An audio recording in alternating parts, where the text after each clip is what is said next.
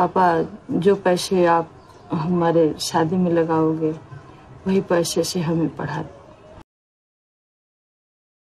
Kasus kali ini terjadi di New Delhi, India.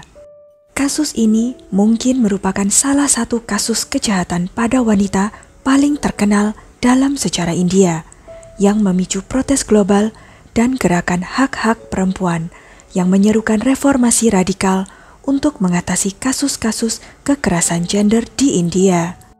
Delhi Crime, serial asli Netflix tahun 2019 juga didasarkan pada kasus ini. Disebut sebagai Nirbhaya Case, nama ini diambil dari nama samaran korban yang mempunyai arti fearless atau tanpa takut. Sesuai dengan hukum India, nama asli korban awalnya tidak dirilis ke media, sehingga mereka menggunakan nama samaran Nirbhaya tersebut.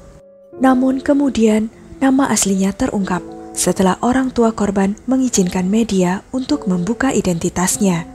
Kasus ini sangat penting dan berarti, karena melalui kasus ini, kampanye global untuk mengakhiri kekerasan seksual terhadap wanita dan anak perempuan telah dilakukan. Hal ini menyebabkan perubahan positif termasuk revisi undang-undang dan sistem hukum di India. Bagaimana kisah lengkapnya? Sebelumnya, silakan subscribe dulu channel ini serta nyalakan loncengnya untuk mengetahui kasus-kasus kriminal yang terjadi di berbagai negara. Pada tanggal 16 Desember 2012, seorang ahli fisioterapi yang sedang magang, Jyoti Singh, yang saat itu berusia 22 tahun, dan teman prianya, Avindra Pratap Pandey, menghabiskan malam yang menyenangkan bersama dengan menonton film Life of Pi di Saket, sebuah lingkungan di Delhi Selatan. Setelah selesai menonton, mereka berdua naik becak ke halte bis Munirka. Kemudian naik bis sekitar jam 9:30 malam dengan tujuan Dwarka. Di dalam bis itu ada 6 pria termasuk sopir bis. Tidak lama setelah mereka naik bis, Avindra, teman prianya itu, merasakan ada sesuatu yang janggal.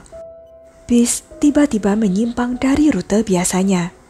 Avindra pun kemudian bertanya kepada sopir bis kemana dia akan membawa mereka. Dan saat itulah bis berhenti. Kelompok 6 orang yang sudah berada di dalam bis tadi mulai mengancam keduanya dan menanyai mereka tentang apa yang mereka lakukan sendirian di jam selarut itu. Saat adu mulut, terjadilah perkelahian antara Avindra dengan 6 orang itu. Avindra dikeroyok dan dipukuli habis-habisan dengan tongkat besi. Dia akhirnya pingsan. Kemudian 6 orang pria itu tiba-tiba mengalihkan pandangan mereka ke Jyoti yang ketakutan, lalu menyeretnya ke bagian belakang bis. Pria-pria itu tanpa ampun memukulinya dengan tongkat besi dan bergantian melakukan pelecehan seksual terhadapnya. Laporan medis kemudian mengungkapkan bahwa dia dianiaya dengan benda tumpul, kemungkinan besar dengan tongkat besi yang mengakibatkan luka serius pada perut, usus, dan alat kelaminnya. Menurut laporan polisi, Jyoti berusaha sangat keras untuk melawan para pria tersebut hingga meninggalkan bekas gigitan pada 3 penyerangnya. Hal ini membuat marah para pria tersebut dan dia diserang secara brutal karena keberaniannya itu. Setelah mereka selesai, para penyerang melemparkan Jyoti dan Avindra yang tidak sadarkan diri keluar dari bis yang sedang melaju.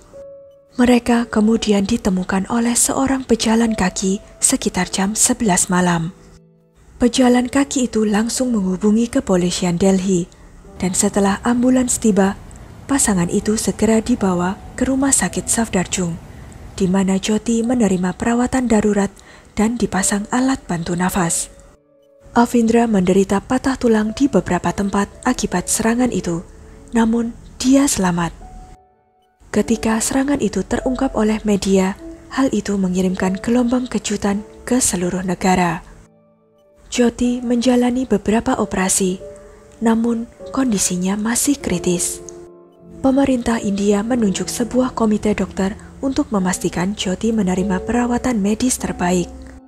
Mereka mengambil keputusan pada tanggal 26 Desember untuk memindahkan Jyoti ke rumah sakit di Singapura untuk menerima transplantasi organ. Beberapa dokter menentang gagasan tersebut karena dia tidak dalam kondisi yang tepat untuk dipindahkan. Namun, keputusan telah dibuat, dan pada tanggal 27 Desember, selama 6 jam penerbangan ke Singapura, Jyoti mengalami serangan jantung, dan dia tidak pernah sadar kembali. Pada tanggal 29 Desember, sekitar pukul 5 pagi, Jyoti dinyatakan meninggal. Tidak sampai sehari setelah peristiwa mengerikan itu, polisi Delhi dapat menangkap para tersangka. Polisi mengidentifikasi bis sewaan tersebut melalui rekaman CCTV dan menemukan pengemudinya bernama Ram Singh yang berusia 30 tahun. Dengan bantuan Avindra, polisi dapat memperoleh sketsa wajah para penyerang mereka. Kemudian, polisi juga berhasil melacak ponsel kedua korban yang dicuri oleh para penyerangnya.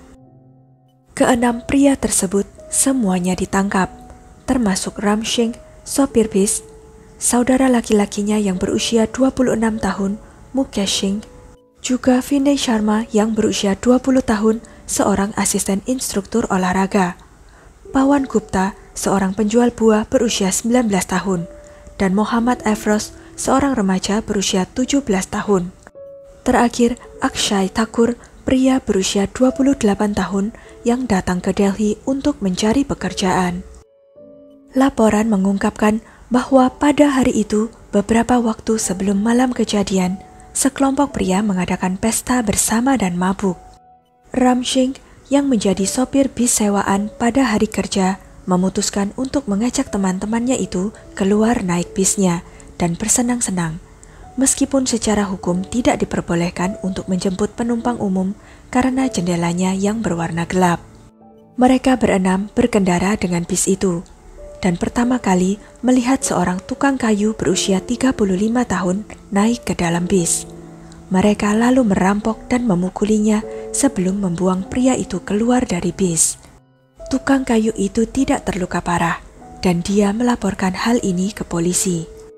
Laporan ini seharusnya dapat mencegah kejahatan yang lebih kejam yang akan terjadi segera setelahnya. Namun, polisi menolak untuk mengambil tindakan apapun saat itu, sehingga para penyerang bebas untuk berburu target berikutnya, yaitu pasangan muda itu. Menurut laporan, salah satu penyerang mengaku telah melihat benda seperti tali, yang ternyata adalah usus, ditarik keluar dari tubuh wanita tersebut oleh penyerang lain di dalam bis.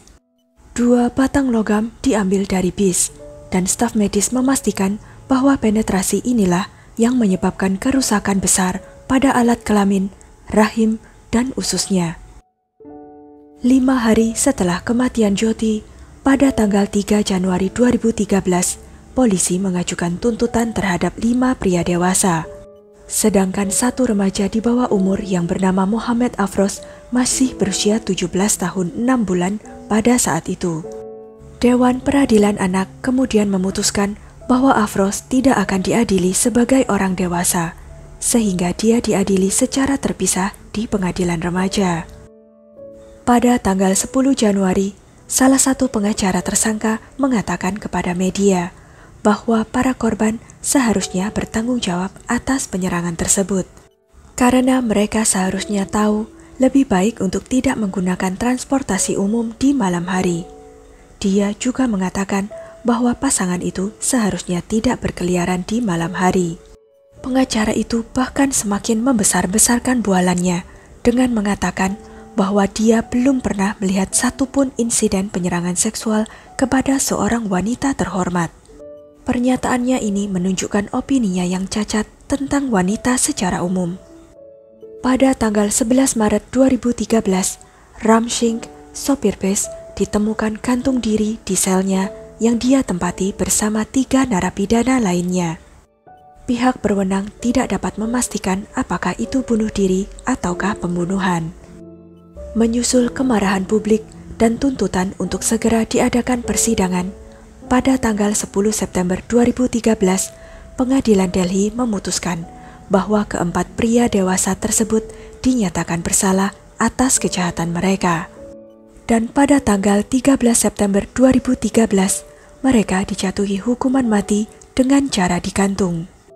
Permohonan mereka untuk keringanan hukuman ditolak oleh Hakim Yogesh Khanna. Dia mengatakan bahwa kejahatan yang mereka lakukan mempermalukan hati nurani rakyat India dan mereka tidak akan menutup mata begitu saja terhadap apa yang telah mereka lakukan. Sedangkan satu terdakwa remaja yang di bawah umur itu juga telah dinyatakan bersalah atas pembunuhan dan penyerangan pada tanggal 31 Agustus 2013. Mohammad Afroz menerima hukuman maksimal yaitu 3 tahun penjara. Dia dibebaskan pada tanggal 20 Desember 2015. Mukesh Singh bahkan saat divonis hukuman mati tidak menunjukkan penyesalan terhadap korban. Ia malah menyalahkan korban karena melawan dan mengatakan bahwa dia bisa saja masih hidup jika membiarkan penyerangan tersebut dan tidak melawan. Pada tanggal 13 Maret 2014, Pengadilan Tinggi Delhi menguatkan putusan hukuman mati bagi keempat pria terpidana mati tersebut. Mereka berempat mengajukan banding, tetapi pada tanggal 5 Mei 2017, Mahkamah Agung menolak banding tersebut dan menguatkan hukuman mati mereka. Pengacara mereka bahkan meminta belas kasihan dari Presiden, tetapi upaya ini sia-sia. Keempat terpidana itu dieksekusi di tiang gantung di penjara Tihar pada tanggal 20 Maret 2020. Mereka dinyatakan meninggal setelah tergantung selama 30 menit. Orang-orang di seluruh dunia terguncang oleh insiden ini, yang jelas merupakan peristiwa yang sangat mengerikan juga bagi masyarakat India. Detail kejadian dan penderitaan yang dialami Jyoti tersebar keluar India secara masif melalui pemberitaan media.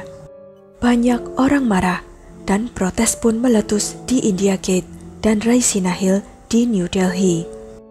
Protes serupa terjadi di seluruh negeri, yang kemudian memicu protes di seluruh Asia Selatan, termasuk pawai dan demonstrasi di Nepal, Sri Lanka, Pakistan, dan Bangladesh. Protes yang terjadi di Delhi telah memberikan semangat baru bagi para wanita untuk menyuarakan hak-hak perempuan dan tuntutan dihentikannya kekerasan seksual terhadap wanita. Mereka menuntut hukuman yang lebih berat atas kejahatan terhadap perempuan, serta pertanggungjawaban negara. Terlibatnya anak di bawah umur di antara para penyerang menyebabkan kemarahan atas fakta bahwa dia tidak dapat dihukum sebagai orang dewasa. Setelah insiden tersebut, Undang-Undang India diamandemen untuk memberikan hukuman yang lebih berat bagi kejahatan terhadap perempuan. India telah mengubah undang-undang pidana dan prosedur investigasinya, dan bahkan telah merevisi cara penuntutan terhadap anak di bawah umur. Di antara banyak amandemen hukum yang diberlakukan, Pasal 376 dari Undang-Undang KUHP India direvisi untuk meningkatkan hukuman bagi tindakan pemerkosaan. Sebagai tanggapan atas insiden tersebut, pemerkosaan diancam dengan hukuman minimal 7 tahun penjara, yang kemudian ditingkatkan lagi menjadi 10 tahun penjara. Sedangkan pemerkosaan yang menyebabkan kematian atau koma diancam dengan hukuman minimal 20 tahun penjara. Sebagai akibat dari protes rakyat atas pembebasan remaja pelaku penyerangan di bawah umur tersebut, Undang-Undang Peradilan Anak diamandemen untuk mengizinkan penyerang di bawah umur yang berusia 16 hingga 18 tahun untuk diadili sebagai orang dewasa jika dituduh melakukan kejahatan keji. Namun, meskipun dengan berlakunya semua amandemen hukum, kejahatan terhadap perempuan di India masih terjadi di berbagai penjuru negara. Para ahli di India mengatakan bahwa jika ingin berhasil, sangat penting hukum, aparat penegak hukum, dan tingkat kesadaran masyarakat untuk berkembang secara beriringan. Sekian kasus kali ini. Jangan lupa untuk klik like, share, subscribe, dan komen ya pendapat kalian.